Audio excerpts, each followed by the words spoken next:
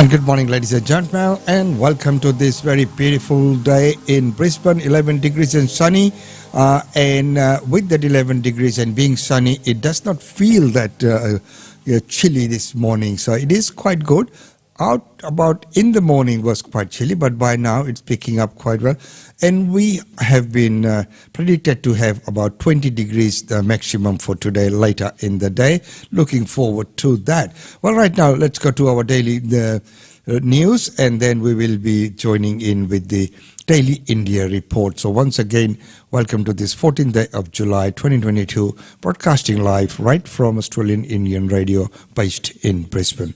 The first news is a top economic says recession fears may be overdone. Is he correct? Let's find out. Fred Newman, welcome to The Business. Thank you for having me. Inflation is at high single digits across the globe. I mean, to name a few, India and Germany have inflation running above 7%, and the US is staring down the barrel of a near 9% read tonight. Where do you think we're at in terms of the inflation story? Is a peak in sight? Well, in the US, certainly we're almost near the peak, although 9% is a frightening number. We'll find out whether we get there. We're probably very close to the peak here, in part because commodity prices have pulled back. Look at energy, for example, in the last few weeks, and that will certainly help to bring down headline inflation. But the big question is whether core inflation will prove sticky. That is the big question for financial markets right now, is how quickly we will see inflation coming down, and we may not see it come down as quickly as some observers are hoping for. Well, with that in mind, how significant is the global inflation risk? It still remains quite acute, actually, even though commodity prices have peaked. There are signs that service prices, for example, continue to pick up as many economies are still opening. We have also labor shortages in many economies, particularly advanced economies around the world, which has a risk of stoking wage pressures, and of course that drives up core inflation as well. And then we shouldn't discount the risk of another spike in energy prices. Are you concerned by central banks being too aggressive, namely the US Fed? I mean, bond markets are predicting a downturn in the US. Do you think that's likely? Generally speaking, though, we don't think that they're moving too fast, in part because global growth is relatively robust. Remember, households have built up a lot of savings during the pandemic in advanced economies, allowing them to push ahead with spending. And we also see very tight labor markets. And that means actually people are not yet really losing their jobs, losing income. And that allows the economy to take a bit of a hit from the interest rate side. And we need to act, right? Because if you let inflation fester for too long, over the long term, that is just detrimental for economic growth. So do you think we'll see a US recession? And if so, how significant? Well, certainly if you think about some of the market pricing, and the recession risk is near 40% or so, if you believe some of these indicators on the yield curve, we don't think that necessarily a recession is likely in the next 12 months because of that resilience in the labor market, because of the buildup in household savings. But there's a third factor as well, and that is that the rise in interest rates looks very impressive in nominal terms. But of course, if you look at inflation-adjusted terms, interest rates are still negative. Real interest rates are negative. And therefore, the monetary tightening coming through isn't as much as it might seem sort of for a casual observer.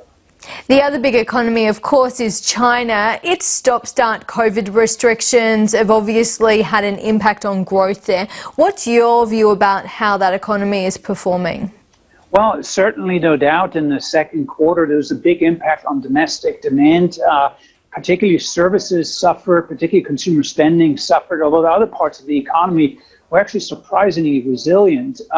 Now we actually expect a pickup in economic growth. We saw, for example, very strong credit growth data that shows that the authorities are trying to stimulate demand. So that should help the economy to recover, but not necessarily a V-shaped recovery like we've seen in past episodes. This is going to be a more gradual affair, and therefore don't expect China to bail everybody out here. Yes, the economy is improving, it's stabilizing, but it's not going to be runaway growth in China anytime soon. How does this all play out for the Asian region which you cover? What's the outlook? We are still export dependent, and the US has absorbed a lot of Asian exports during the pandemic, and that kind of engine is slowing with a cooling US economy. Now, therefore, it would be very helpful to have improving growth in China to kind of rotate away from a US engine to China being one of the growth engines. In fact,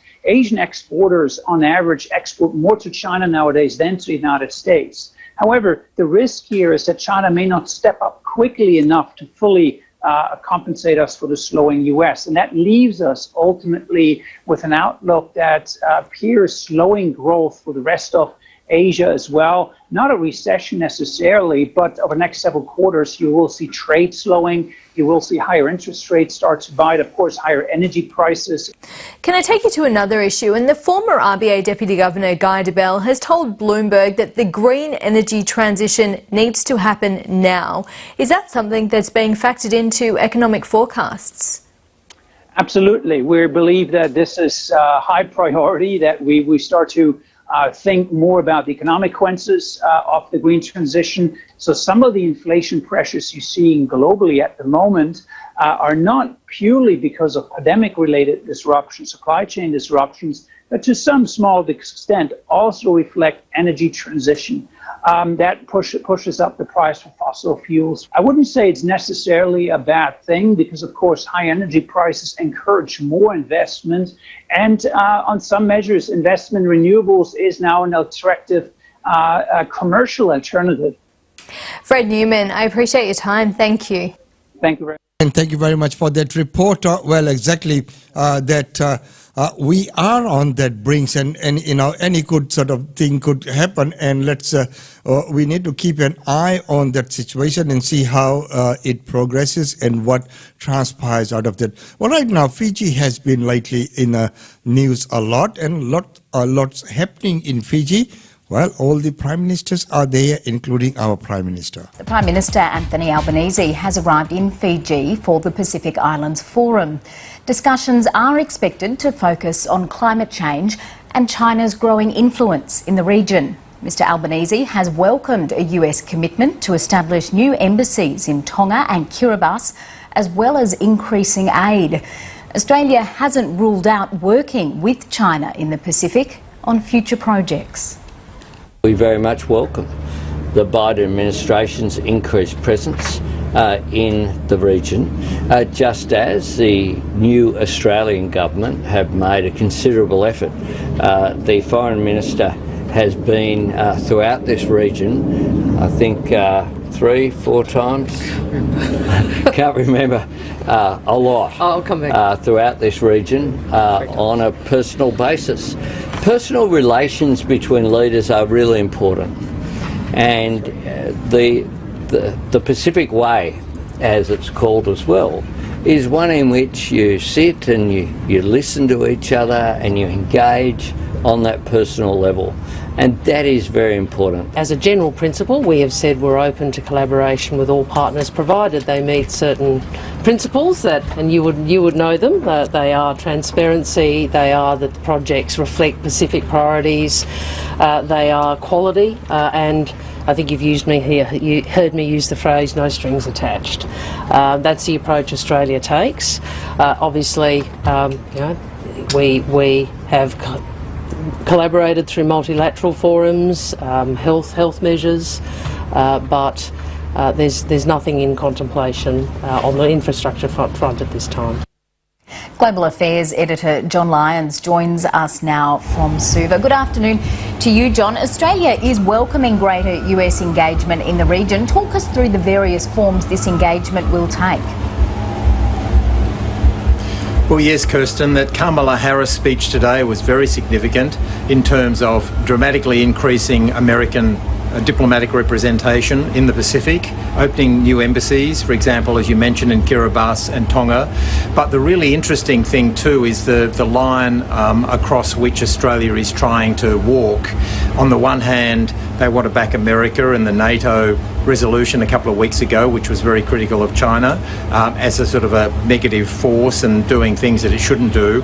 But as you just mentioned before, Penny Wong, the Foreign Minister, is holding open the possibility of China and Australia doing some projects together, as long as she said, as long as it fits the no strings attached conditions. So it's not as hardline a rhetoric as certainly we saw from the coalition government, and even from 2 weeks ago. So there's some mixed signals towards China.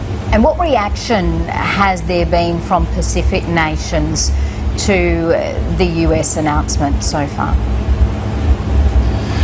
Well, I'm at Suva at the meeting of the Pacific Islands Forum, and there was a very positive response to the United States' latest announcement. For example, the host of the meeting, the Fijian Prime Minister Frank Bainimarama, said this is what partners should do for each other. This is what basically used to happen. A suggestion that in recent years that sort of warmth between the United States and the Pacific had dissipated through lack of attention, and probably the same with Australia. And so I think they are welcoming this new focus. But the intriguing thing is, as you can see behind me, this is one of the most peaceful places on earth, and yet it's the subject of a really bitter sort of geopolitical battle going on right here in Suva. And on the one side is the United States and Australia, and on the other side is China. And even today, for example, a couple of Chinese diplomats snuck into the forum meeting in time to listen to Kamala Harris, and they were, discreetly asked to leave. But it just shows you the level of interest. One of them's the defence attaché here, deputy defence attaché.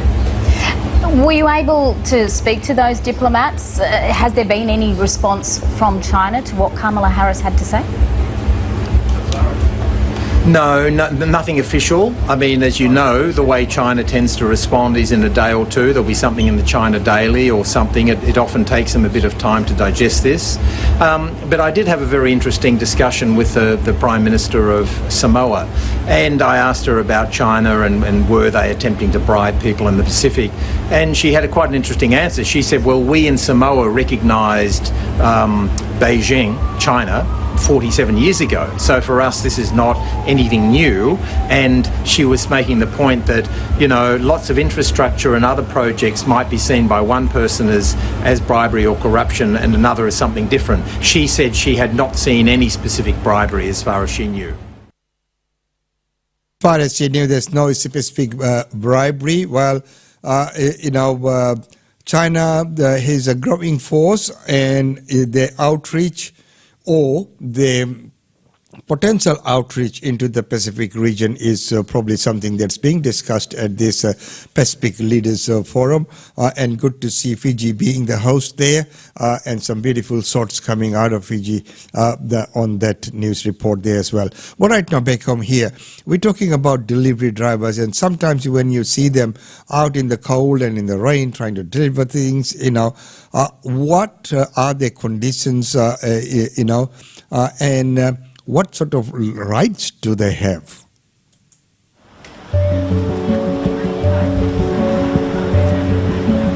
The gig economy has redefined the meaning of fast food. Thank you so much. Have an amazing day. See ya. But convenience has come at a price for people like Li Hongwei. She spoke to 7:30 from her home in rural China through a Mandarin translator. My husband was very willing to help other people. He was a very good father, a good husband, and a good son. Li Hong's husband, Zhao Jun Chen, died while working as a food delivery rider for Hungry Panda in late 2020. He was hit by a bus in inner Sydney. Zhao Jun was one of 5 delivery workers killed on Australian roads in just 3 months that year. After the accident happened, my daughter and my son lost their father forever. I lost my husband forever, and the entire family has been in great grief. For Li Hong, it's been a long and painful battle for justice. Just weeks after her husband died, she braved the global pandemic and travelled from China to Australia to give evidence at a New South Wales inquiry into the gig economy. While Hungry Panda paid for her flights and accommodation, It said it did not need to provide compensation for her husband's death. In that meeting, did you ask Hungry Panda for either any form of compensation or support? They said according to law they have no obligation or responsibility to provide that. However, outside of the law they are happy to provide as much support as they can. What I cannot understand is that he has been working for Panda all this time and he has been working so hard, so why is he not entitled to those benefits? Gig workers are classified as contractors, not employees, meaning they're not entitled to compensation under the state system. Li Hongwei had to take legal action against Hungry Panda, and now, nearly 2 years after her husband's death, the Personal Injury Commission has ordered the company to pay out $830,000 to Li Hong and her 2 children. A key finding was that Zhao Junchen was employed by Hungry Panda, a decision Li Hong's lawyer argues opens the way for more cases. In a lot of these cases, if the right legal representation is not sought, or maybe they don't even know that the rights exist, I do believe that it creates an opportunity for others to see that it can be done, and hopefully it will mean that other claims are accepted on similar basis if the circumstances warrant it. Hey Kim, what are you going to have? Tonight, I'll be eating a chicken schnitty with its slick advertising and celebrity endorsements, the industry is worth billions. Thanks. But around the world, workers and governments have been pushing back. Labour law expert Professor Andrew Stewart says the tide is turning. The European Union is shifting now pretty decisively to the idea of putting rules in place that will force delivery platforms, in effect, to employ their workers.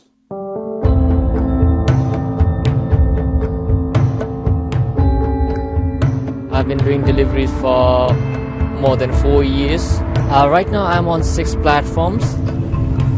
Gig worker Nabin Adhikari juggles his work for different apps, as well as a casual supermarket job in Canberra. While he says the app work is flexible, he has little to save up for the future. Payment on any of the app is not that much. There's no rights for us, nothing at all. We would like to have superannuation definitely, then annual leaves or sick leave.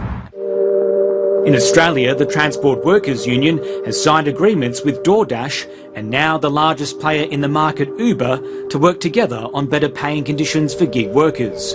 It's a significant turnaround for Uber, which has been fighting the union through the courts. Gig companies have seen the results of an unregulated system and they are horrific. People die. The Albanese government is now moving to honour its election promise to act, with plans to give the Fair Work Commission new powers to set minimum standards for gig workers. The only way to deal with this is to have government action.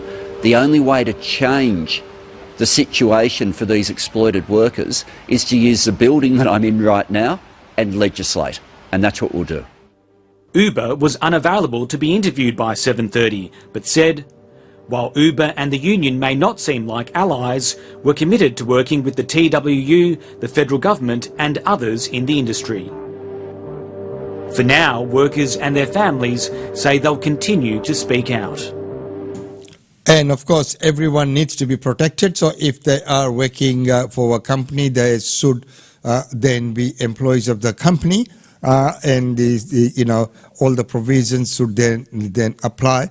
Of course, one of the things, what it means that it will probably flush out some of the people out of the industry, and of course the delivery cost will go up. So those are inevitable. Those things do happen. Well, right now, the last report before we go to Sri Lanka and India is our private schools. And there is a growing concern about discrimination in these institutions. Christian Community Ministries prides itself on running schools that foster individuality, compassion and respect. But it has an enrolment contract that asks families to support what they call Christian beliefs. This contract certainly does give students the impression that they could be expelled or discriminated against because of their sexuality or gender identity. Families are asked to support the college's beliefs that they live in accordance with their biological sex, and a statement of faith demanding sexual behaviour to be limited to monogamous, heterosexual married couples. Students may face expulsion if they don't obey. They would have a strong case in law to argue against any such actions because discrimination on the basis of sexuality and gender identity is unlawful. The Christian Community Ministries runs 12 schools across the country. 8 of those are in Queensland, 2 in South Australia, 1 in New South Wales and 1 school in Western Australia, which is not subject to the contract. There is more to education than a concentration on the narrowness of sexual identity and interpersonal relationships. Concerning and disappointing and unacceptable. These contracts should have no place in a modern schooling welcoming system. It comes after a Brisbane school faced complaints under discrimination law for a similar contract introduced earlier this year. City Point Christian College withdrew their contracts after public backlash. I was shocked to see the extent and magnitude of the problem here in Queensland, to see that it was not just one but numerous schools in Queensland. In a statement, the Christian Community Ministries denies it's breaching the Anti-Discrimination Act. The group says the contract is in the interest of open disclosure, providing parents with full information regarding its beliefs. Parents do not need to share our beliefs, but they do need to acknowledge that they understand what our schools stand for and teach.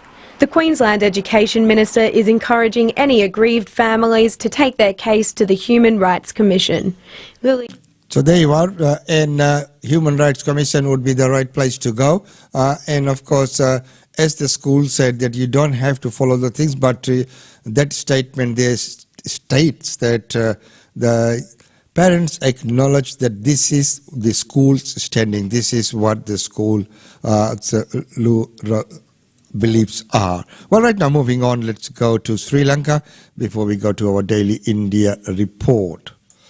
Sri Lanka has plunged further into chaos after the country's president, Gotabaya Rajapaksa, fled to the Maldives on a military jet. He has vowed to officially resign today, but is yet to do so, and has now appointed Prime Minister Ranil Wickremesinghe as the acting president. But it's a move that has further enraged anti-government protesters who are demanding both leaders resign immediately. Earlier, hundreds breached the gates of the Prime Minister's office despite being met by police who fired tear gas as a military helicopter circled overhead.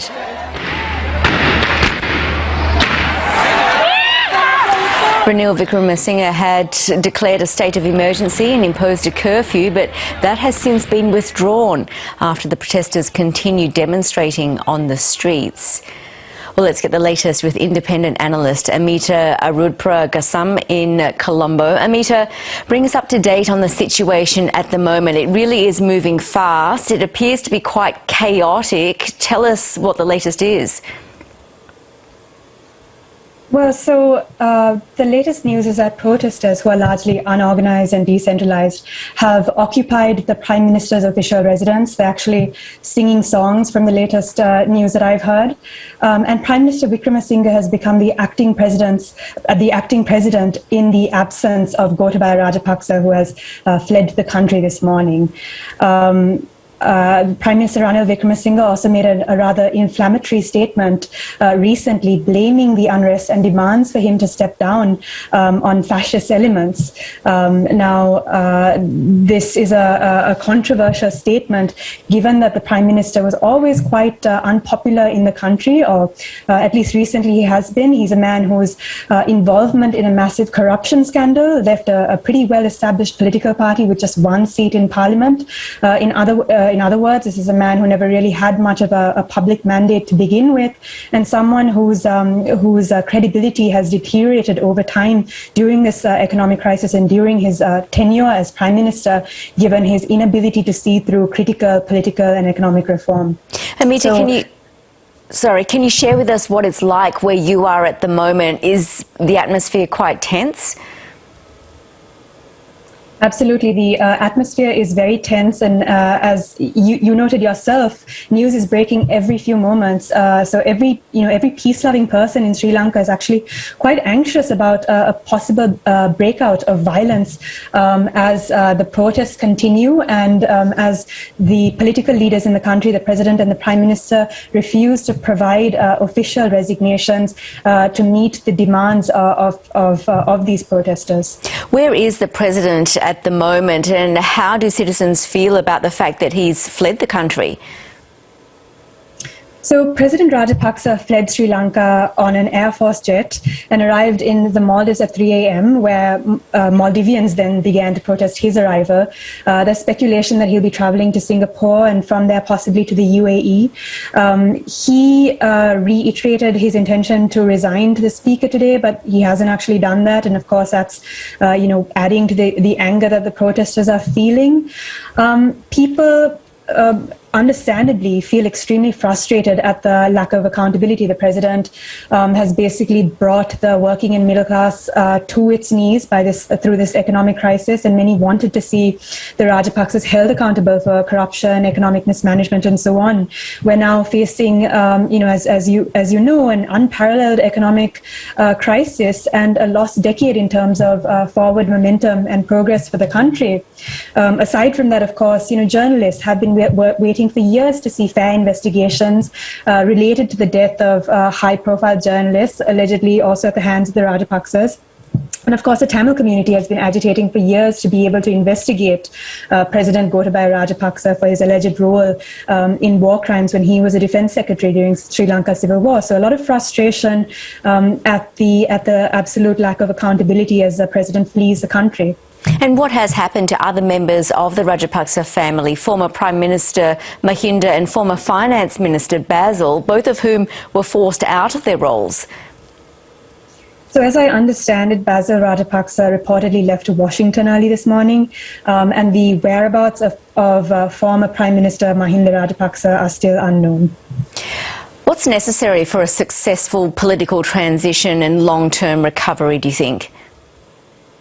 I think we need to be very cautious about what a proper political transition actually looks like. That transition was prevented in 2015 when the Rajapaksas were voted out of power because of a lack of accountability. So a transition, a good one, will necessarily have accountability.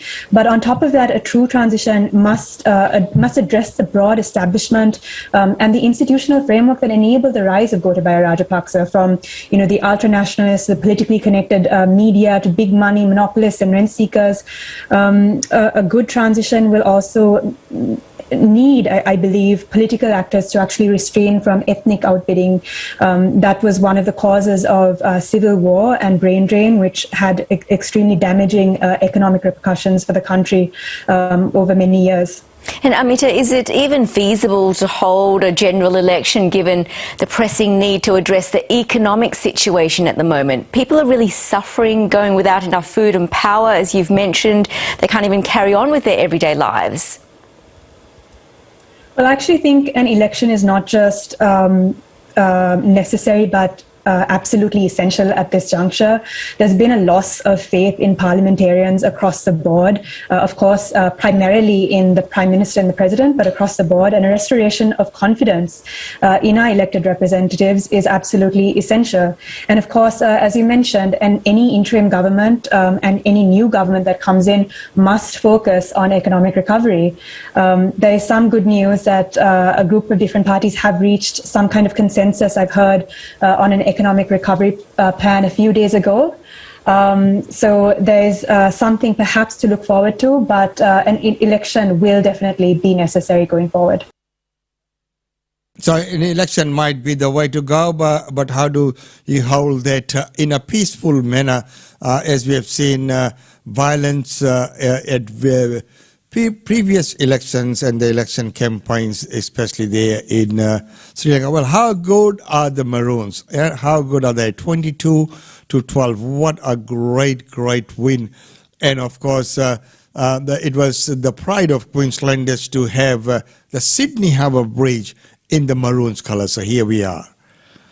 This post is from our Lord Mayor Adrian Sina's Facebook page, but isn't that just marvellous to see, our colours on the Sydney Harbour Bridge, which would have been blue if they had one. But the decider match last night was just amazing, 22-12. Well done, Queenslanders. Well, ladies and gentlemen, right now it's time to go to our daily India report. Welcome to the Daily India Report that brings you reports, interviews, features and much more on India and the Indian diaspora. Following the massive public uprising, Sri Lankan President Gotabaya Rajapaksa has fled to the Maldives. Sri Lankan President Gotabaya Rajapaksa, who is expected to resign, arrived in Maldives early on 13 July morning in the wake of massive protests against him. He was received by Maldivian government representatives at the Willana airport in Malé. President Rajapaksa, his wife and 2 bodyguards boarded a Malé-bound military aircraft from Colombo International Airport on 12 July night. Reports suggest that his younger brother and former Finance Minister Basil Rajapaksa also left the country. On arrival in the Maldives, President Rajapaksa, his wife and bodyguards were driven to an undisclosed location under police escort. Indian High Commission in Sri Lanka has refuted the reports claiming that India helped President Rajapaksa and his brother Basil flee the country. Sri Lanka's political parties have stepped up efforts to form an all-party government and subsequently elect a new president on July 20th. Sri Lanka has been in the throes of a massive economic crisis over the past few months, and the protests reached a climax on 9th July when they barged into official residences of the President and Prime Minister Ranil Wickremesinghe.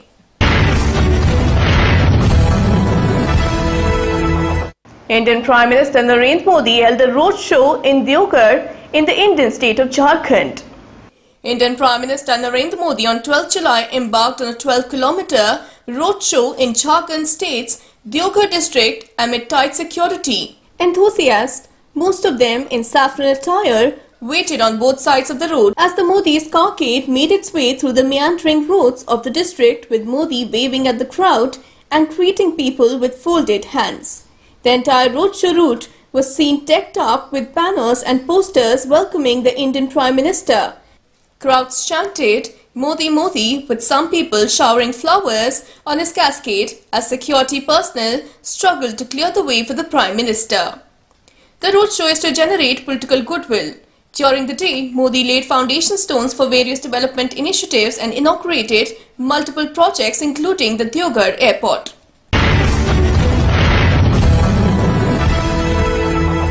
Torrential rains have led to the death of 18 persons in incidents in Gujarat, Maharashtra and Madhya Pradesh states.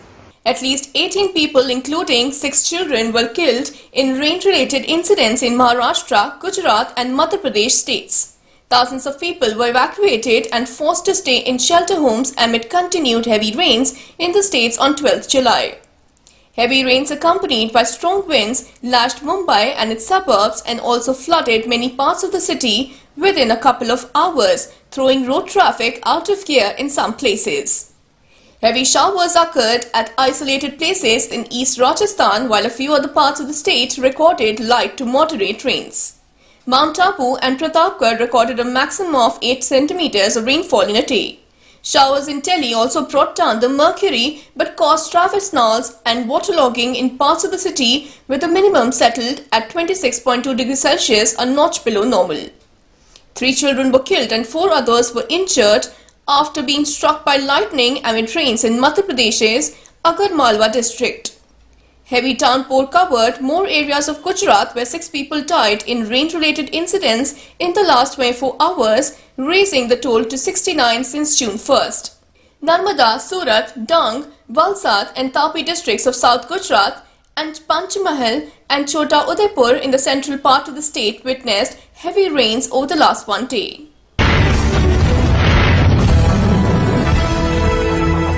India logs a 24% jump in fresh COVID cases, with 16,906 infections recorded in the last 24 hours.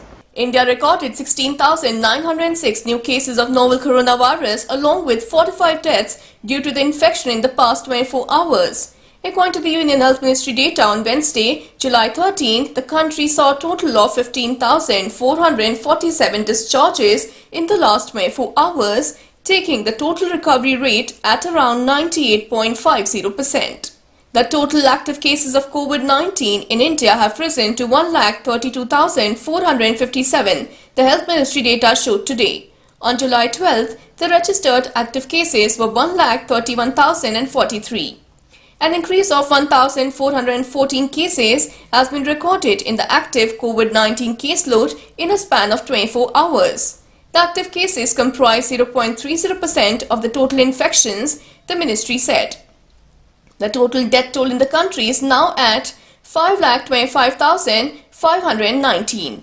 In India, the first death due to the COVID-19 pandemic was reported in March 2020. The daily positivity rate on July 13th was recorded at 3.68%.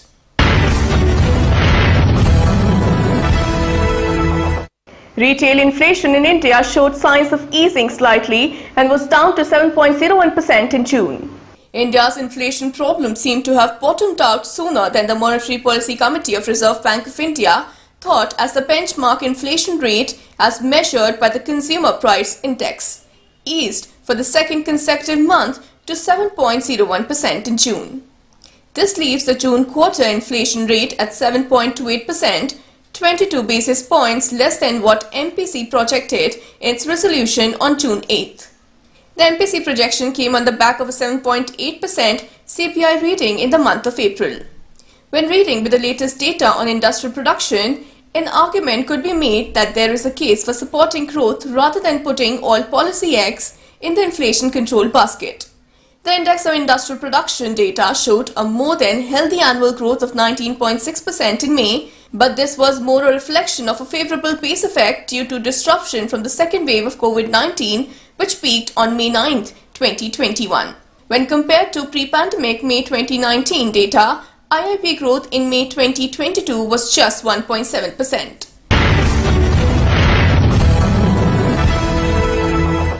Trouble brews for the Indian state of Assam's tea industry as floods and harsh weather hits harvest and production. Heavy rain that led to unprecedented floods has hit the beleaguered tea industry of Assam hard. Barak Valley alone received 74.73 centimeters of rainfall in May and 89.43 centimeters in June, leading to unprecedented devastation. While South Assam's most important city, Silchar, was 90% underwater. In Upper Assam, which has the maximum tea-producing districts, the rain in May was 42.79 centimeters, while June saw a drop.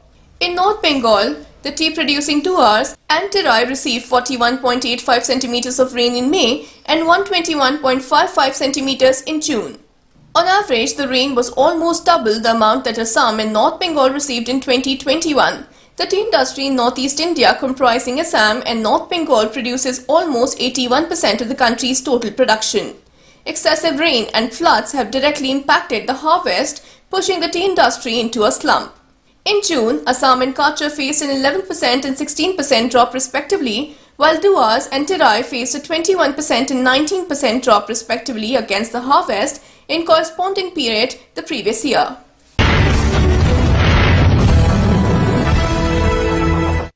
The Serum Institute of India will set to manufacture India's first vaccine against cervical cancer after the DCGI note.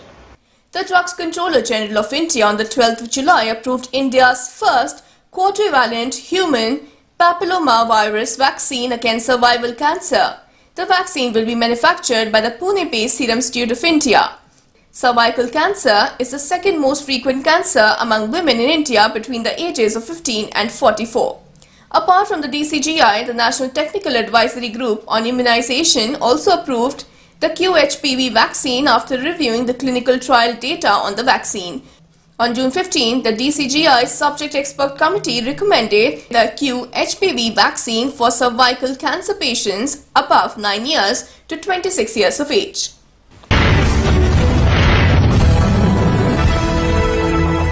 India win against England in the first one-day international cricket match by 10 wickets. Rohit Sharma and Shikhar Dhawan's century stand followed up on Jasprit Bumrah's 6-wicket haul to help India hand England 10-wicket hiding. Rohit ended the match unbeaten on 76 of 58 balls, while Dhawan hit the winning runs to end the match on 31 of 54 balls. Bumrah's figures of 619 are the best by an Indian bowler against England. Bumrah took 4 wickets in the first 10 overs as he and Shami took England's top order apart in a devastating opening spell. Jason Roy, Joe Root, Ben Stokes and Liam Livingstone were all out for ducks. And Bumrah's figures after his first 4 overs read 4-9, with 2 maidens. England captain Jos Buttler and Moeen Ali managed to stem the flow of wickets for a while before the latter fell to Prasidh Krishna. Buttler, who was the only one who looked fairly comfortable, finally fell to Shami for 30 of 32 balls. Bumrah later completed his 6-wicket haul by taking the last 2 wickets. Bollywood superstar Aishwarya Rai is celebrating 20 years of the film Devdas. Bollywood superstars Aishwarya Rai and Shah Rukh Khan delivered a super-duper hit in the film Devdas 2 decades ago, but the film continues to remain one of the best of their respective filmographies. Sanjay Leela Bhansali magnum opus completed 20 years of its release on the 12th July. Aishwarya took to Instagram late night to mark the occasion by sharing a still of herself from the film. Aishwarya played Paru, Devdas's childhood lover who is married to a much older widower after she fails to marry Devdas, played by Shah Rukh Khan. The film also starred Madhuri Dixit as Chandramukhi, Jackie Sharaf as Chunni Babu and Kiran Kher as Paru's mother. Abhishek Bachchan was one of the first to react to Aishwarya's post. While she wrote nothing in the caption, he dropped a heart emoji icon in reaction to the post. Many of her fans also shared their love for the film in the comments section. Director Sanjay Leela Bhansali had also shared Aishwarya's still along with Shah Rukh and Madhuri's stills from the film. That's all in today's bulletin.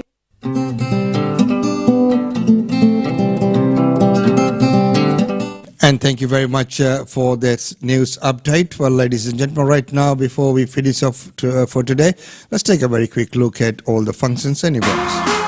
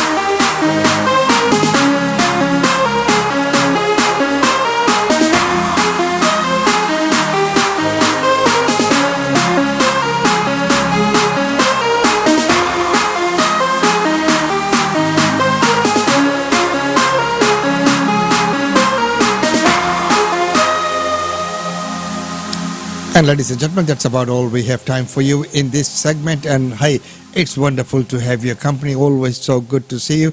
Well, it's 12 degrees and sunny right here in Brisbane. Well, looking out there, it is a beautiful day. Well, enjoy the rest of your day. And don't forget, we'll be back tomorrow at 9 a.m. once again. Well, right now, it's goodbye from this segment. And as I said before, it's always so good to have your company.